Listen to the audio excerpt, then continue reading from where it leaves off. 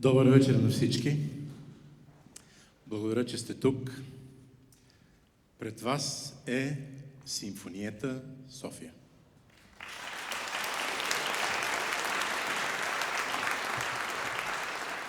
Общински културен институт Надежда.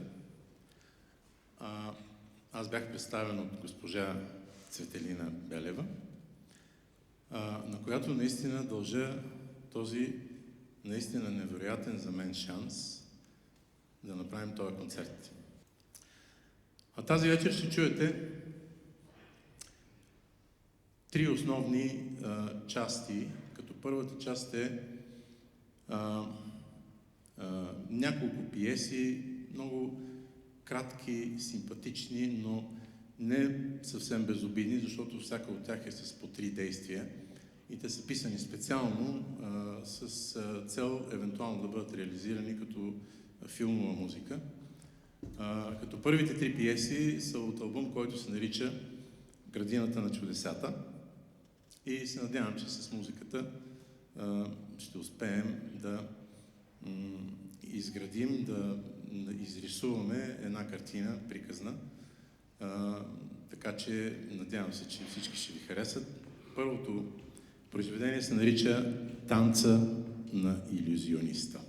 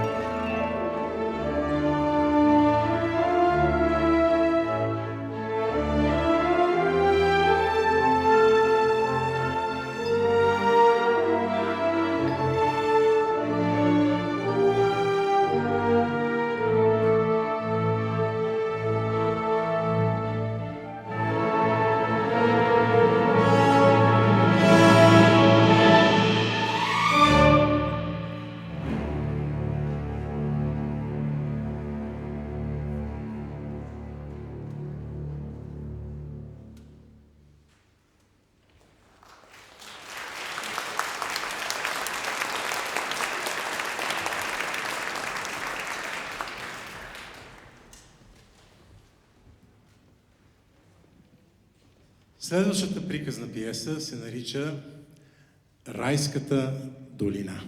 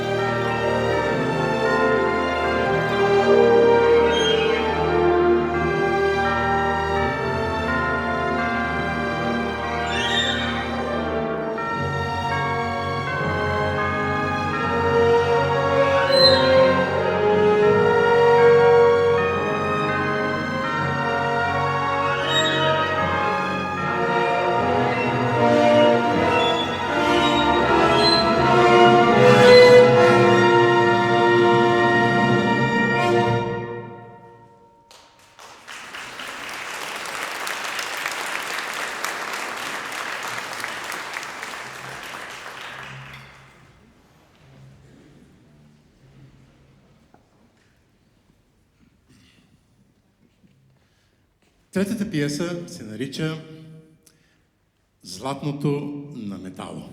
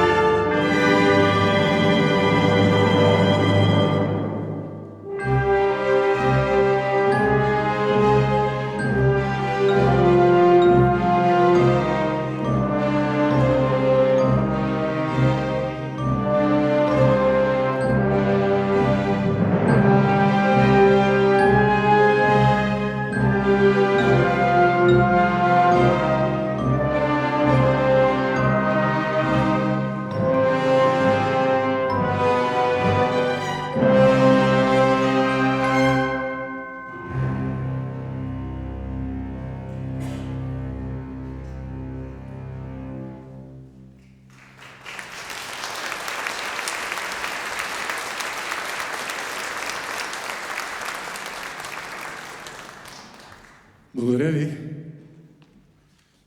Четвъртата пиеса се нарича "Изгубената битка".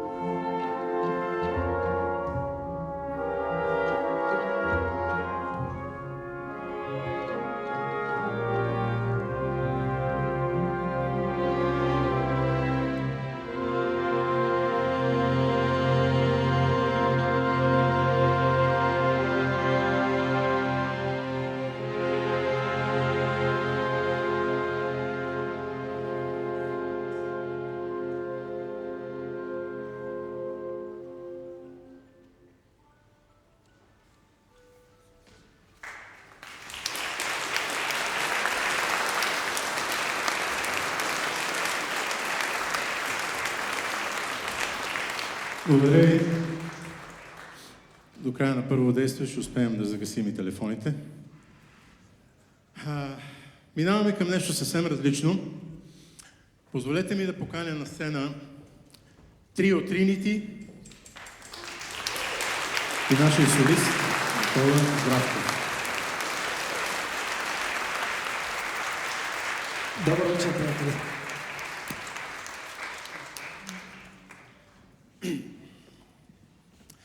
Следва една тематична творба. Това е цикъл, чиято история е следната. Позволявам се да ви кажа, защото обикновено няма на кого да разказвам.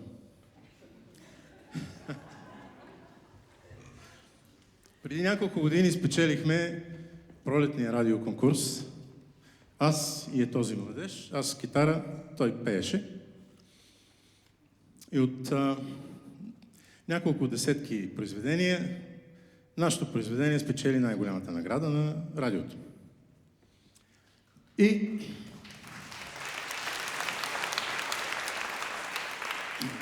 за което има заслуга не само композитора, но и солиста. По-скоро солиста. Та с тая награда, тя беше направена така, че беше отделен един награден фонд, с който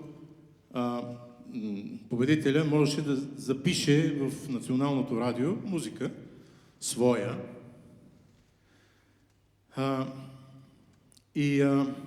Трябваше да се съобразим с ценоразписа, по който радиото предлага тия услуги, съвсем ценоразпис, както за всички.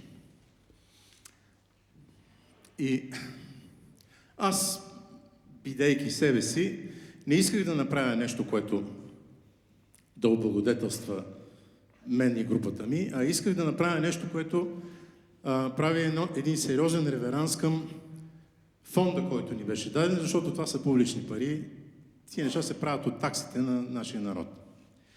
И затова аз реших да направя един симфоничен цикъл. Между другото, една от виновничките нашето парче да спечели пролетния конкурс също е в залата. Няма да издавам, но искам да я благодаря официално. Двамата са ми много скъпи приятели, седнали с един друг. Много се радвам, че ги виждам. На четвърти ред, 7-мо място от ляво надясно. И така да продължа. Понеже исках да бъде много сериозно това нещо, което ще се направи, седнах и изчислих бюджета така, че да можем да запишем един огромен оркестър в първо студио на радиото с това, което ще напишем, и понеже нямаше как да бъде произведението ни толкова голямо, че да запълним целия бюджет, който вече беше даден, аз реших да направя цикъл от 4 песни. И за да оползотворя това и за да вдъхна някакъв смисъл в него, аз реших този цикъл да се нарича Омаята любов. И то е един размисъл върху сетивата на любовта. И те са наречени, поне според мен, но всички тук са били влюбвани и знаят.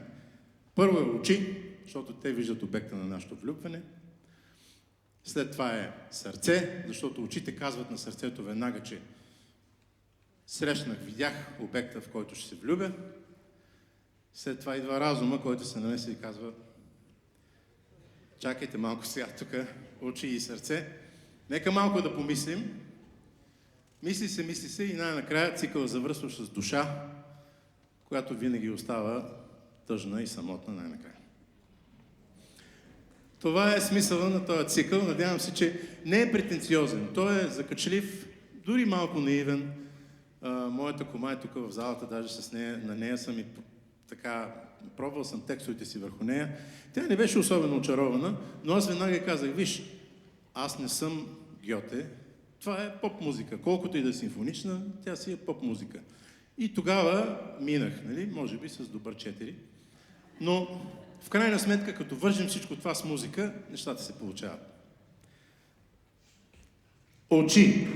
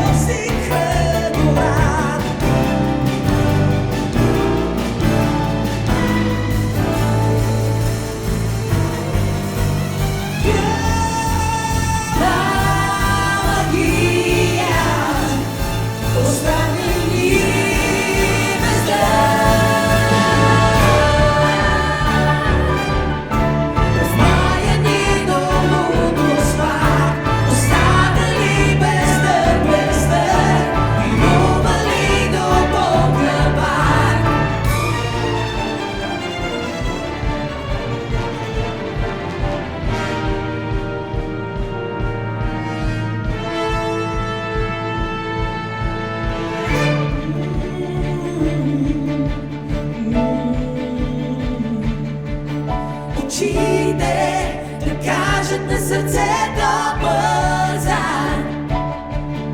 Очите да кажат на сърцето бързай. Очите да кажат на сърцето бързай. Очите да кажат на сърцето бързай.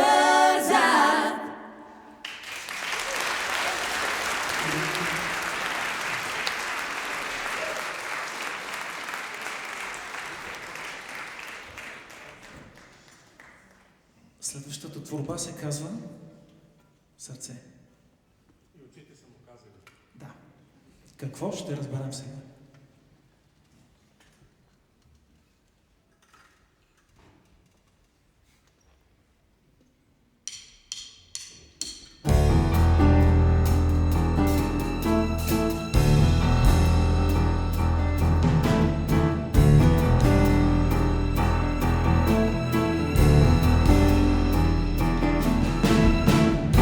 Перфектна случайност или пръсна съдбата, как не искам да знам какво е това.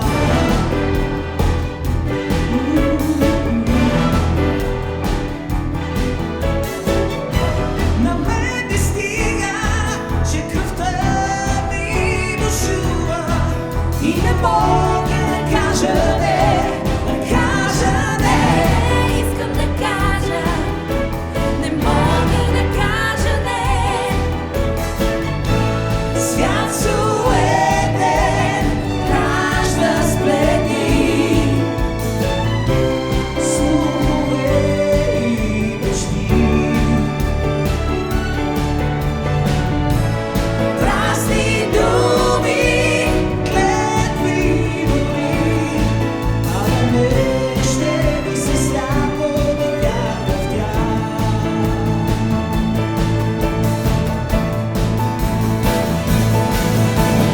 Не искам да казвам, не мога да казвам не.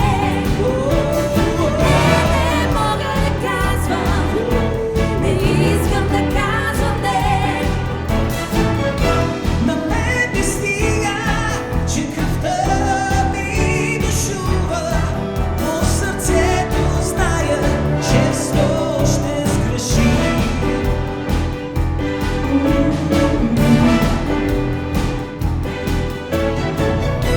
На всеки поглед аз лудо препускам и не мога да кажа не, да кажа не. Искам да кажа, не мога да кажа не. Свят суетен ражда сплетни слухове и мечти. Празни думи, клетви дори, а на мен ще ми се сляпо да вярвам в тях.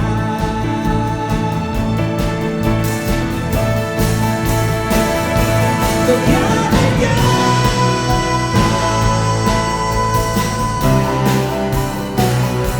Вярвам в тях.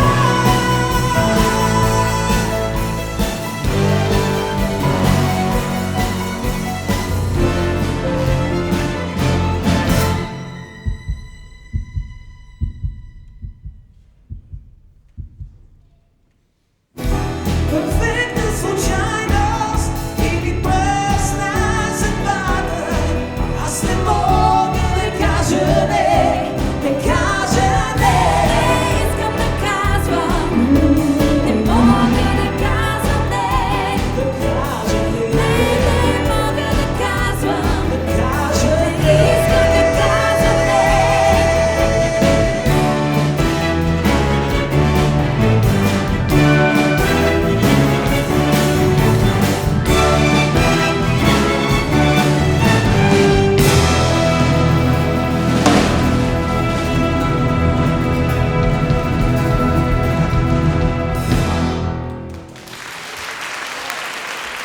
Благодаря ви.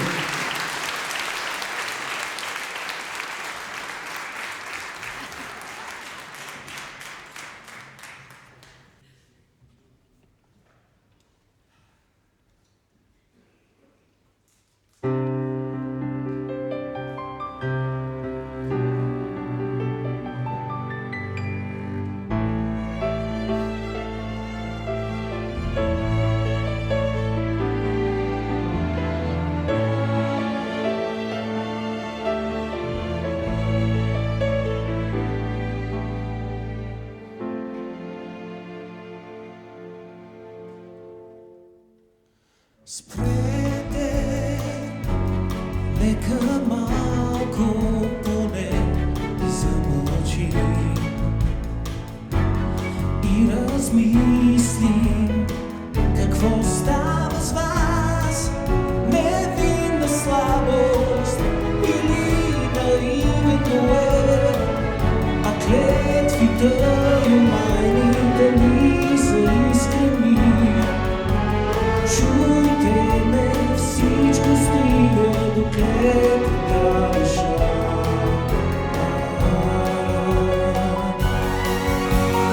Няма сърце, няма очи, които в то ще утешат душата в тежка беда. Няма край, пламъкът ти ще угасне, а душата ще остане само с мен, само с мен.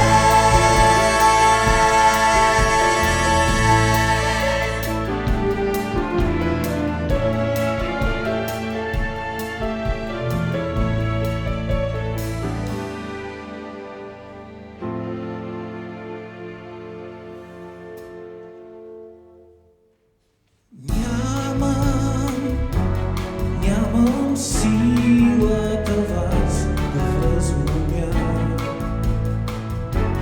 Като сянка ще бъда до вас и ще помня всеки час, че някой ден ще свърши с тъжен ревен. Богата дълго тлее тъйната душа.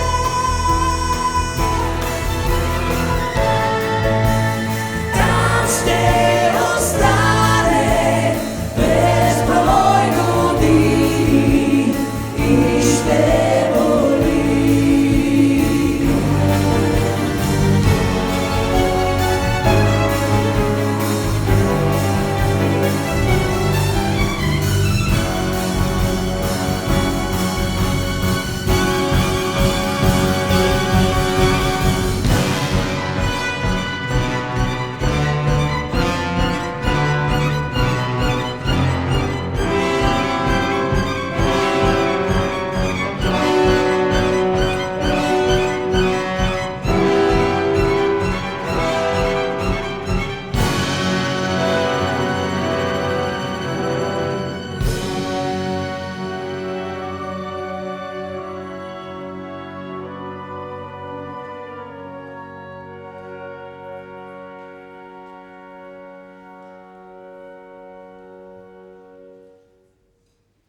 Зная иде ден, мен няма да ме има, а душата ще остане сам сама.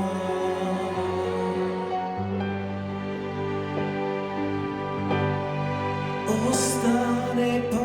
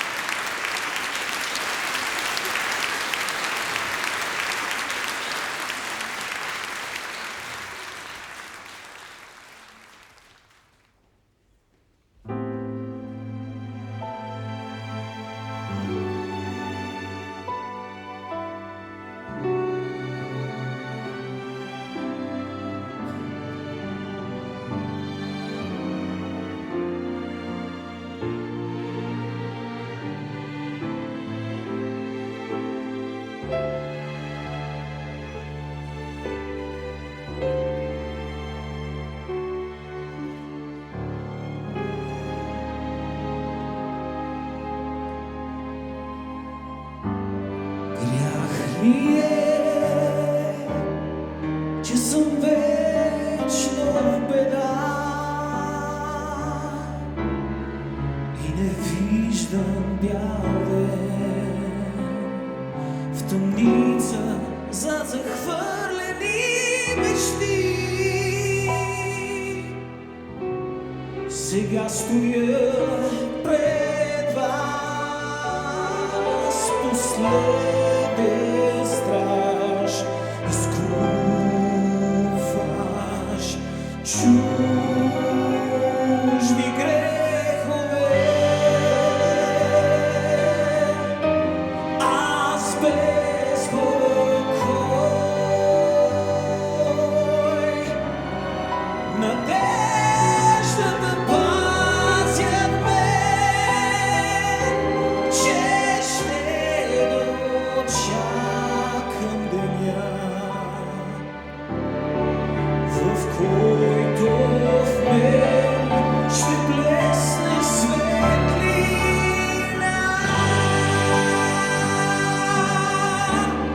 Светъл лъч и за мен, за моята стара стена, изписана с безброй болящи думи. Знаят бързат към мен безбройни птици, носят вест за бяла магия.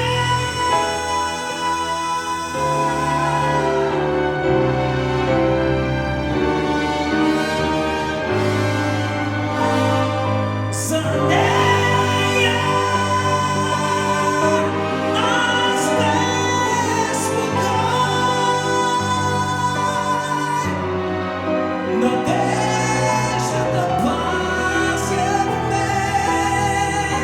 Знам, че ще срещна деня,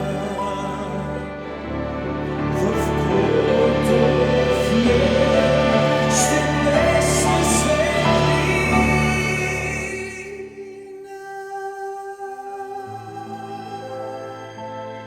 И тихо сама в моята мрачна тъмница ще приседне тя до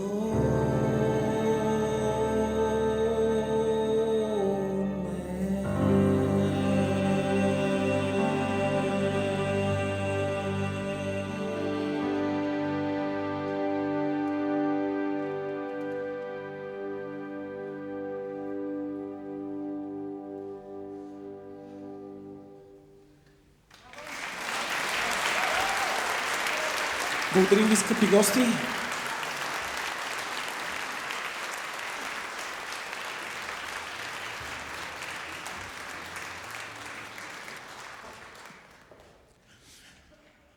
Следващото произведение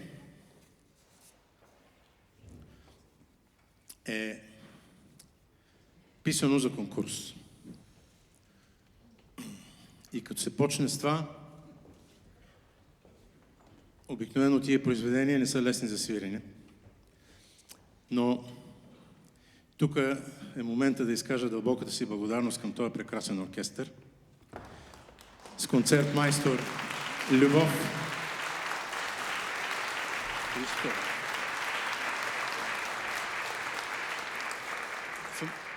Оришова, защото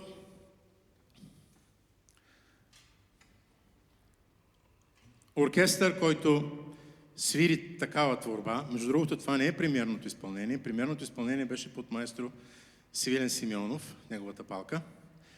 Тогава си го чух за пръв път изсвирен от оркестър. И сега, естествено, ние се опитваме винаги да бъдем по-добри и по-напред. Ще ви свирим това произведение. Аз съм изключително благодарен на оркестъра и впечатлен от него. Нека да не ви обръщам гръб. Защото наистина произведението е сложно. Смея да се надявам, че ще го свирим както трябва. Основният проблем е, че е правено за други състави и ние трябваше да преправим доста неща, за да може да прозвучи. Но оставям на вас да решите най-вече произведението. Сега как ще го свирим, това е друга работа.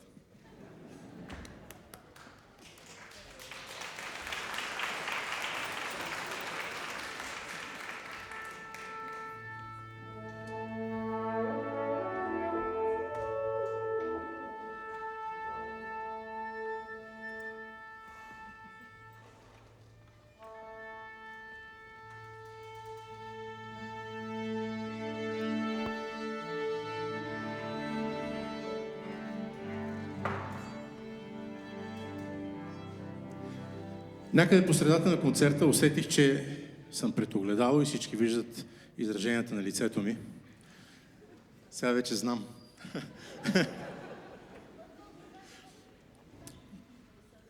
Двама млади диригенти, това са моите синове, близнаците Никола и Кристиян, са тук на първия ред. Ще стават диригенти, надявам се, поклонете се. Във втори клас са на музикалното училище, обърни се да се поклониш на публиката, приятели.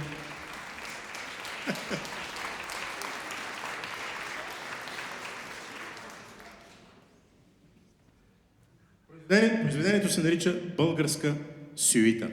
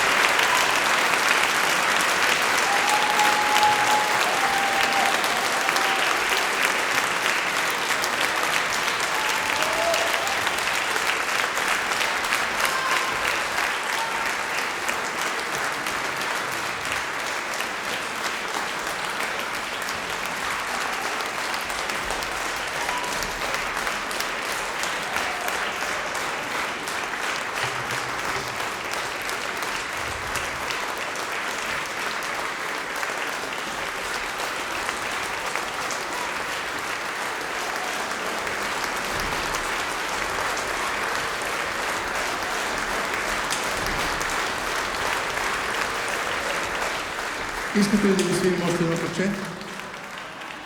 Само, че ще повторим очи, може ли, от цикъла "О моята любов"? Вие може би вече сте го научили.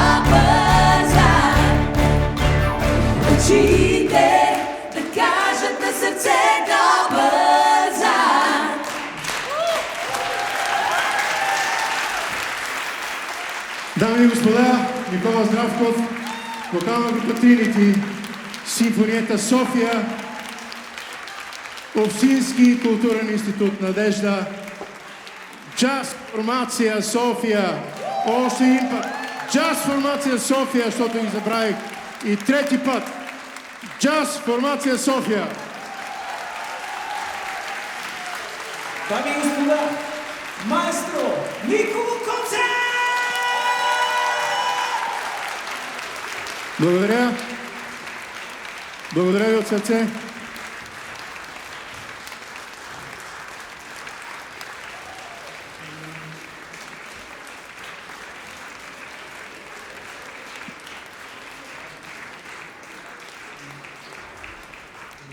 Благодаря ви и до нови срещи. Надявам се, че това няма да е последния път, по който ще се срещаме по този начин. Заповядайте отново, а сега желая ви приятно продължение на вечерта. Моето ще бъде